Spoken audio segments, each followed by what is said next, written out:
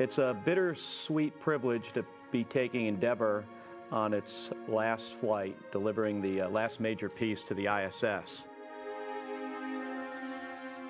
I was there before they put the wings on it. It was just, so it was almost like it was my baby. That space station assembly mission was perfect from start to finish, and a lot of that was Endeavour. It just, phenomenal vehicle. The Eagle represents, the United States of America. It's something we're proud of. That's our bird. That's the Eagle. After nearly 2 decades of achievements in space, Endeavour makes one last reach for the stars on its 25th and final mission. Endeavour is traveling to the International Space Station with 6 veteran space flyers, Commander Mark Kelly, pilot Greg H. Johnson, and mission specialist Mike Fink, Drew Feustel, Greg Chamatoff, and Roberto Vittori from Italy, representing the European Space Agency. Well, I'm the commander of STS-134. We've got a whole list of mission objectives, probably 30 things on the list. But the big objectives is to get the alpha magnetic spectrometer installed on the outside of the space station. The 15,000-pound AMS is a massive particle physics detector that will attach to the International Space Station. Its job, to search through cosmic rays, looking for proof of dark matter and antimatter. In my mind, this is like the Hubble Space Telescope. I mean, it has the same type of potential for revolutionizing our understanding of the universe. They're also delivering critical spare parts to help keep the station up and running for years to come, along with the shuttle's orbiter boom sensor system.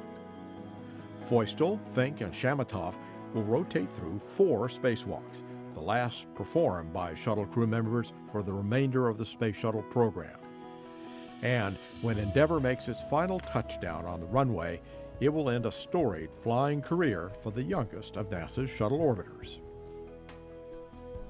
Even Endeavour's beginnings were unique. It was built as a replacement for Space Shuttle Challenger, a name for the first ship commanded by explorer James Cook. At the time of the Challenger accident, astronaut Barbara Morgan was part of the Teacher in Space program, serving as backup to teacher Krista McAuliffe, who launched aboard Challenger on that fateful day in 1986.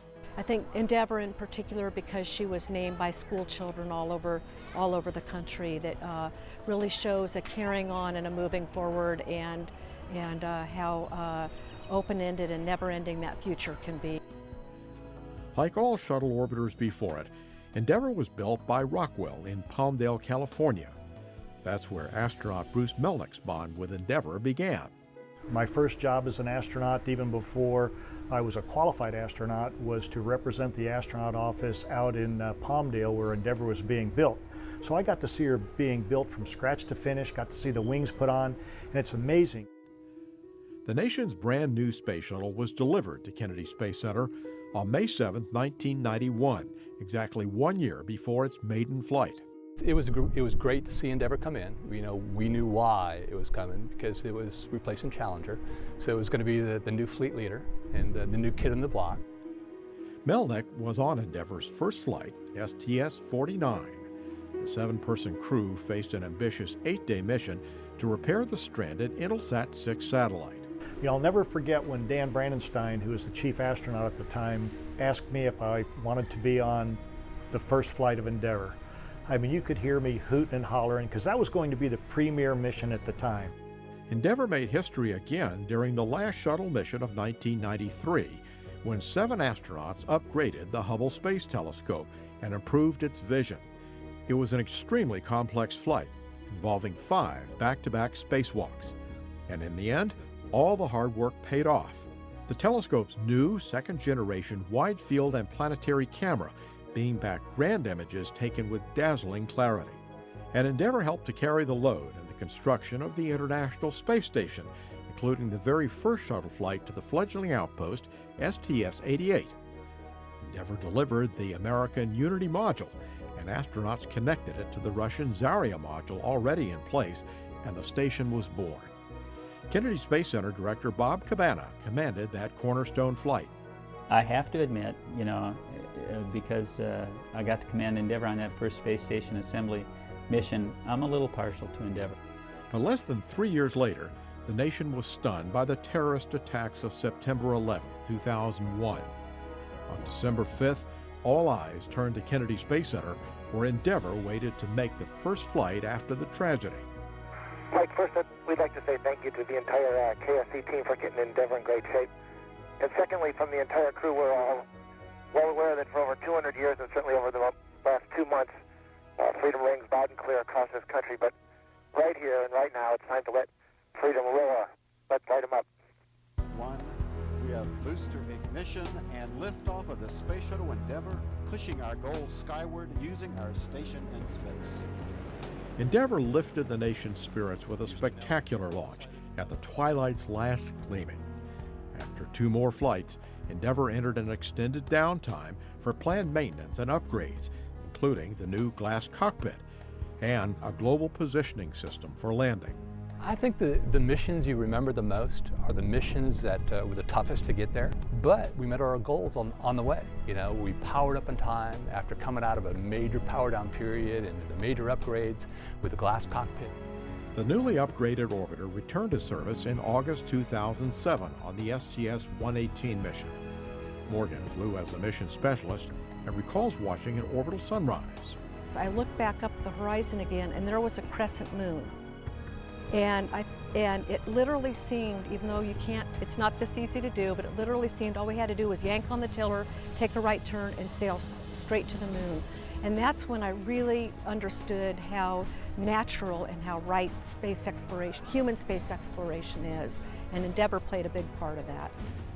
STS-134 will be Endeavour's 12th flight to the International Space Station. One of the most memorable deliveries was its most recent, the cupola with 7 windows, offering astronauts a room with a captivating view of their home world.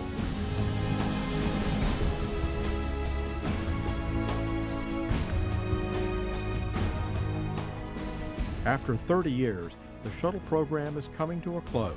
When you look up and you see that vehicle take off a launch pad, I mean, it's just such a sense of pride, and you feel the shock waves hitting you in the chest, and it just vibrates you. It just brings a tear to your eye that, you know, we're a part of that program. And then to see Endeavour go up, the last ship that I flew, and I was on her maiden voyage, and she, you know, treated us so well. To see her go into space for the last time, knowing that she's going to be retired after this flight, is going to be a real sad day. The vehicles we see, you know, every one of the vehicles, including Endeavour and Discovery and Atlantis, they're all part of us, and they all are, you know, they're alive, and they represent each and one of every one of us that had worked on them. The close-knit shuttle processing team is adjusting to the shuttle's end while still maintaining laser-sharp focus on the job. You know, personally, we do have to think about putting our emotions aside. We have our job number 1, which is to get this vehicle prepared safely for the mission at hand with STS-134 launch. But the toughest moment will be that final wheel stop when Endeavour returns to Earth for good. Houston Endeavour, we'll stop. Roger, wheel stop, Endeavour. Welcome home. I didn't want to get out of the seat. I mean, this was my spaceship. You know, it really, that was hard getting out. In fact, of all the things I've done, it was hard. Getting out of that seat and giving Endeavour back to the team was, that was tough. When Endeavour flies for the last time, it'll be show respect for everything that we've done for many, many years. We love the shuttle program, and we love this vehicle. Any vehicle that flies has to, you know, prove that it's flight worthy, and Endeavour did that. It's been a great vehicle.